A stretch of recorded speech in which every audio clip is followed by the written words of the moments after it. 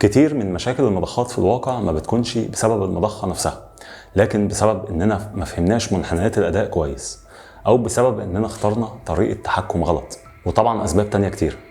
لكن اغلب الوقت بتكون المضخة هي الطرف المظلوم. لو حصل اي مشكلة في محرك او اي شيء تاني خارجي حصل فيه مشكلة والمضخة وقفت، دايما هتلاقي اللوم او الشكوى بتروح على المضخة نفسها. عشان كده في الفيديو ده خلونا نتكلم عن منحنيات الاداء سواء للمضخة او للنظام نفسه، وازاي بنتحكم في التصرف. وطبعا هنتكلم عن ال VFD ونشوف هل دايما ال VFD بيكون هو الحل المناسب.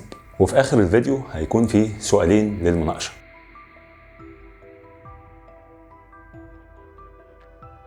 اول حاجة تعالوا نشوف منحنى اداء المضخة او البامب كيرف. الاداء الهيدروليكي للمضخة بامب هيدروليك بيرفورمانس، عشان نقدر نشوفه قدامنا بنقراه من خلال منحنى اداء المضخة. في المنحنى ده بنشوف الضغط والتصرف اللي المضخة تقدر توفره اللي هو QH كيرف، والباور اللي بتستهلكه عند كل نقطة باور كيرف او B2 كيرف، وكفاءتها عند كل قيمة تصرف اللي هو الافشنسي كيرف او ايتا كيرف. وفي البامب كيرف في قاعدة كلنا عارفينها: كل ما زاد التصرف اللي المضخة هتضخه هيقل الضغط اللي المضخة تقدر توفره، يعني العلاقة بين التصرف والضغط عكسية. تاني حاجة منحنى النظام او السيستم كيرف، وده بيقول لك الضغط المطلوب عشان تتغلب على مقاومة المنظومة او الشبكة عند قيم تصرف مختلفة. بنتكلم عن الشبكة ككل بما فيها من مواسير ومحابس وخلافه. السيستم كيرف بيتكون من عنصرين مهمين جدا. اول حاجة الضغط الساكن ستاتيك هيد، وهو قيمة الضغط عند نقطة Q بيساوي 0، وهو ببساطة الارتفاع اللي لازم نرفع السائل ليه، يعني هو الارتفاع العمودي اللي لازم اتغلب عليه. وزي ما انت شايف قيمته ثابتة ما بتتأثرش بالتصرف، يعني كل ما اتحرك ليمين الكيرف الستاتيك هيد ملوش دعوة، قيمته ثابتة. والعنصر الثاني هو فواقد الاحتكاك، ودي الفواقد اللي بتظهر لما السائل يمشي في المواسير والمحابس، وطبعا قيمتها بتزداد بشكل كبير مع الزيادة في التصرف. العلاقة بينهم تربيعية، عشان كده السيستم كيرف بيكون واخد شكل بارابوليك او قطع مكافئ، وكنا اتكلمنا بالتفصيل عن السيستم كيرف وازاي تحسبه في فيديو مخصص ليه ممكن ترجع له. يعني ببساطة السيستم كيرف بيوريك احتياج النظام ايه، بيوريك النظام اللي المضخة هتشتغل فيه عايز ايه. لكن البامب كيرف بيوريك قدرة المضخة نفسها ايه. الكيرفين دول مع بعض عمرهم ما هيتقابلوا غير في نقطة واحدة، هي دي النقطة اللي المضخة هتشتغل عندها، اسمها نقطة التشغيل ديوتي بوينت. عند النقطة دي بالتحديد بيكون الضغط اللي المضخة بتولده بيساوي تماما الضغط اللي النظام طالبه، وبالتالي عند النقطة دي هتشوف التدفق الفعلي اللي هيحصل في الشبكة. طيب السؤال دلوقتي، شفنا ان البامب كيرف والسيستم كيرف ما بيتقابلوش غير في نقطة واحدة، يعني احنا عندنا دايما نقطة تشغيل واحدة. فالسؤال دلوقتي، هل النقطة دي ثابتة؟ يعني ظروف التشغيل بتفضل ثابتة ما بتتغيرش؟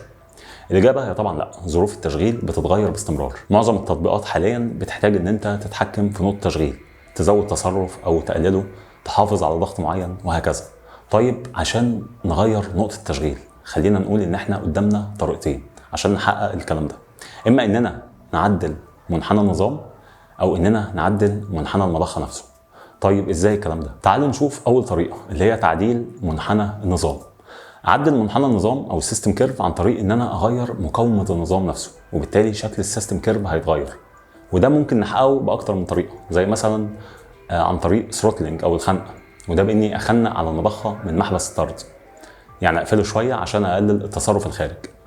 لما بعمل كده بضيف مقاومه احتكاك في النظام، يعني بزود فواقد الاحتكاك فريكشن لوسز، فبتلاقي السيستم كيرف شكله بيبقى ستيب او منحدر اكتر، وتلاقي نقطة تشغيل بتتحرك ناحية الشمال، ناحية تصرف أقل وضغط أعلى. الموضوع شبه لما تكون ماسك خرطوم مية وتضيق عليه من قدام بصبعك، بتلاقي المية اللي طالعة أقل ولكن باندفاع وضغط أكبر. ممكن برضو نعدل منحنى النظام بإني أعمل العكس. إزاي؟ في طريقة ثروتلينج أنا زودت مقاومة النظام فشكل السيستم كيرف اتغير. ممكن بقى نعمل العكس بإننا نقلل مقاومة النظام. عن طريق إيه؟ عن طريق إننا نعمل تحويلة أو باي باس، يعني أعمل مسار بديل للمية، اخليها ترجع على المصدر تاني، وبالتالي بقلل المقاومه الكليه اللي المضخه بتواجهها. وبكده بتلاقي السيستم كيرف بيتغير، بس المره دي العكس، بتلاقيه فلات اكتر لان المقاومه فيه قلت، ونقطه التشغيل بتتحرك ناحيه اليمين، ناحيه تصرف اعلى وضغط نسبيا اقل. طيب دي كانت طريقه تعديل منحنى النظام. عايزين نشوف بقى الطريقه الثانيه اللي هي ايه؟ اللي هي تعديل منحنى المضخه نفسه. وده ببساطه بيتم عن طريق اننا نغير سرعه دوران المضخه. وده بيتم عن طريق ايه بالظبط؟ عن طريق VFD. لما بقلل سرعه المضخه منحنى ادائها بالكامل بيتشفت او بيتنقل لتحت، والعكس صحيح. يعني بقدر اتحكم في نقطه التشغيل بكل سهوله عن طريق تغيير السرعه. وطبعا في طرق تانية زي ان اعمل قص او خرط للمروحه امبيلر تريمنج، بس انت هنا هتكون بتغير نقطه التشغيل مش بتتحكم فيها. وسواء التحكم في سرعه المضخه او عمل تريمنج للمروحه وتقليل قطرها، فالاتنين ليهم علاقه بحاجه مهمه جدا اسمها قوانين افينيتي لوز. اتكلمنا عنها بالتفصيل في فيديو قبل كده، هسيب لك لينك الفيديو في الديسكربشن. يبقى لو عايزين نلخص اللي اتقال، ادي الطرق اللي ممكن اعدل بيها نقطه التشغيل. الطريقتين اللي على اليمين بعدل فيهم منحنى النظام. اول واحده ثروتلينج، بزود مقاومه النظام باني اخنق على المضخه. وتاني واحده باي باس، اللي بقلل فيها مقاومه النظام. وعلى الشمال الطريقه اللي بتحكم فيها في منحنى المضخه نفسه، ودي طبعا الطريقه الافضل وبنستخدم فيها VFD. طيب احنا قلنا ان VFD هو الطريقه الافضل، بس هل دايما في كل الحالات VFD هو فعلا احسن حل؟ عشان نجاوب على السؤال ده خلونا الاول نراجع سوا كم مفهوم او مصطلح مهم. اول حاجه لما نبص مره تانية على منحنى المضخه زي اللي قدامنا ده، هنلاقي ان في حد ادنى للتدفق المستمر Minimum Continuous Stable Flow او المعروف ب MCSF، وبرضه في حد اقصى للتصرف Maximum Flow. طيب لما سرعه المضخه بتقل، ايه اللي بيحصل لمنحنى التصرف والرفع QH كيرف؟ بالظبط المنحنى بيتحرك لتحت ناحيه نقطه الاصل اوريجين، وبتلاقي ان قيم الضغط والتصرف بتقل، والاهم ان نقطه الحد الادنى والحد الاقصى للتدفق بتقل هي كمان. طيب تعالوا نشوف حاجه تانية قبل ما نجاوب على سؤال هل VFD هو دايما الحل المناسب.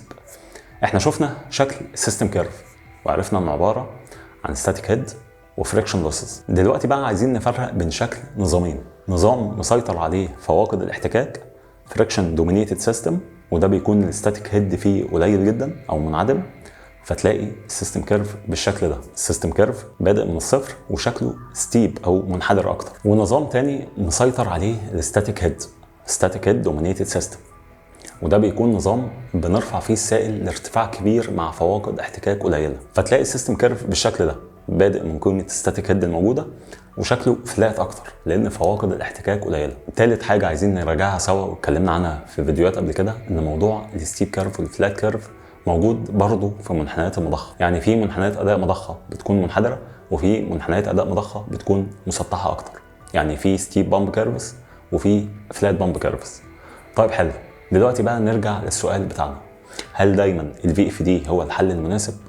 عشان نجاوب بقى على السؤال ده تعالوا نتخيل قدامنا 4 سيناريوهات. هنجيب منين ال4 سيناريوهات دول؟ هندمج كل مره نوع من نوعين منحنيات المضخات مع نوع من نوعين منحنيات النظام. يعني مره نشوف نظام فيه فواقد احتكاك مع ستيب بامب كيرف، ومره مع فلات بامب كيرف، ومره نظام رفع ساكن مع ستيب بامب كيرف، ومره مع فلات بامب كيرف. فيكون عندنا 4 سيناريوهات نشوف فيهم ونحكم هل VFD هيكون مناسب ولا لا. تعالوا نشوف اول سيناريو، هنشوف فيه نظام فريكشن دومينيتد، يعني مسيطر عليه فواقد الاحتكاك. زي ما قلنا هيكون السيستم كيرف بادئ من الصفر لان مفيش ستاتيك هيد، وكمان عشان فيه فواقد احتكاك كبيره فالسيستم كيرف شكله ستيب او منحدر شويه. طيب كويس قوي، تعالوا بقى ندمج معاه منحنى مضخه منحدر او ستيب بامب كيرف ونشوف كيرفات البامب لما نقلل السرعه. زي ما احنا شايفين لما قللنا السرعه 90% 80% فالتدفق بيقل بانتظام وشغالين في منطقه كويسه من الكيرف بعيد عن نقطه اقل تصرف او MCSF اللي اتكلمنا عنها من شويه. يبقى السيناريو ده تمام واستخدام VFD بيكون ممتاز في الحاله دي. طيب تعالوا نشوف بقى السيناريو الثاني، نفس السيستم كيرف زي ما احنا اللي هو فريكشن دومينيتد، بس المره دي حط معاه منحنى مضخه فلات بامب كيرف. برضه زي ما احنا شايفين النزول في التدفق معقول، وان كان بينزل بشكل حاد اكتر من السيناريو الاول ولكنه يظل كويس جدا. طيب تعالوا بقى نشوف السيناريو الثالث، هنشوف نظام مختلف، نظام ستاتيك هيد دومينيتد، يعني نظام فيه ستاتيك هيد عالي وفواقد احتكاك قليله، زي مثلا في حاله ان مضخات هترفع ميه لارتفاع عالي. ستاتيك هيد عالي وفواقد احتكاك قليله يبقى السيستم كيرف هيكون مثلا بالشكل ده. وتعالوا ندمج معاه منحنى مضخه ستيب او منحدر ونشوف لما السرعه تقل ايه اللي هيحصل. قللنا السرعه مثلا ل 90%، التدفق موجود صحيح بس قرب من نقطه MCSF اللي هو الحد الادنى للتصرف، واللي زي ما قلنا ما ينفعش المضخه تشتغل عنده. احنا كمان لو قللنا السرعه اكتر كده المضخه شغاله ورا نقطه MCSF، ومش هتقدر توفر لك الهيد المطلوب في الحاله دي، وهتكون بتحرق على الفاضي. طيب يبقى السيناريو ده محتاج اننا نراجع كويس جدا حدود تشغيل المضخه، وكمان نراجع السيستم كيرف الفعلي. في السيناريو ده احيانا الفي اف دي هيكون مقبول، واحيانا زي ما شفنا هيبقى بيضر المضخه. تعالوا بقى نشوف السيناريو الرابع والاخير، وهو هيكون معانا نفس حاله النظام ستاتيك هيد دومينيتد بنفس السيستم كيرف الفلات، بس المره دي مع منحنى مضخه فلات كيرف. هنا بقى لو قللنا السرعه المضخه هتقف، مش هتكون قادره اصلا انها تولد ضغط كافي انه يتغلب على الستاتيك هيد.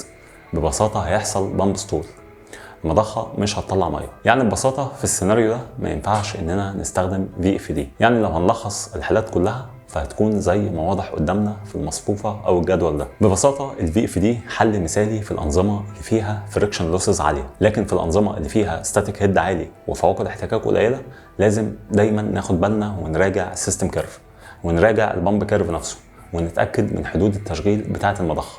يعني نراجع الوركينج رينج عشان نتاكد ان المضخه هتشتغل في رينج مقبول وبعيد عن MCSF.